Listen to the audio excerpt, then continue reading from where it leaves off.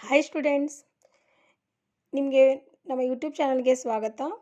ಇವತ್ತು ನಾವು ವೇದಗಣಿತ ಕಲಿಯಲು ಬೇಕಾಗಿರುವ ಮುಖ್ಯವಾಗಿ ಬೇಕಾದಂಥ ಕೆಲವೊಂದು ಪಾರಿಭಾಷಿಕ ಪದಗಳ ಬಗ್ಗೆ ನಮಗೆ ಗೊತ್ತಿರಬೇಕಾಗಿದೆ. ಸೊ ಅದರಲ್ಲಿ ನಾವು ಬೇಸಿಕ್ಕನ್ನು ಪ್ರಾರಂಭ ಮಾಡೋಣ. ಅದರಲ್ಲಿ ಇವತ್ತು 2 ಪದಗಳ ಬಗ್ಗೆ ನಾವು ತಿಳ್ಕೊಳ್ಳೋಣ. ಒಂದು ಏಕಾಧಿಕ, ಇನ್ನೊಂದು ಏಕನ್ಯೂನ್ಯ. ಸೊ ಏಕಾಧಿಕ ಅಂದರೆ ಒಂದು ಹೆಚ್ಚು ಅಂತ ಅರ್ಥ, ಏಕನ್ಯೂನ್ಯ ಅಂದರೆ ಒಂದು ಕಡಿಮೆ ಎಂದು ಅರ್ಥ. 15ರ ಏಕಾಧಿಕ 16, 98ರ ಏಕಾಧಿಕ 99, 189ರ ಏಕಾಧಿಕ 190, 26ರ ಏಕಾಧಿಕ 27.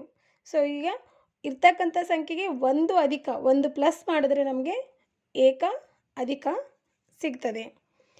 ನೆಕ್ಸ್ಟ್ ಏಕನ್ಯೂನ್ಯ ಅಂದರೆ ಒಂದು ಕಡಿಮೆ ಎಂದು ಅರ್ಥ.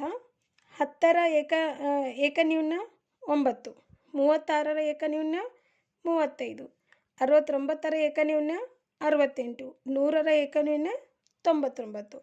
ಸೊ ಇವತ್ತು ನಿಮಗೆ ಈ 2 ಪದಗಳನ್ನು ಬಗ್ಗೆ ನೆನ್ಪಿಟ್ಕೊಳ್ಳಿ ಮತ್ತು ಬೇರೆ ಬೇರೆ ಸಂಖ್ಯೆಗಳನ್ನು ಹಾಕಿ ಏಕಾಧಿಕ ಮತ್ತು ಏಕನ್ಯೂನ್ಯಗಳ ಬಗ್ಗೆ ಅಭ್ಯಾಸ ಮಾಡಿ.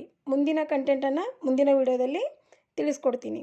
ಸೊ ಈ ವಿಡಿಯೋ ನಿಮಗೆ ಇಷ್ಟ ಆಗಿದರೆ ಲೈಕ್ ಮಾಡಿ, ಶೇರ್ ಮಾಡಿ, ಕಮೆಂಟ್ಸ್ ಮಾಡಿ, ಸಬ್ಸ್ಕ್ರೈಬ್ ಮಾಡಿ ಮತ್ತು ಬೆಲ್ ಐಕನ್ನ ಕ್ಲಿಕ್ ಮಾಡಿ.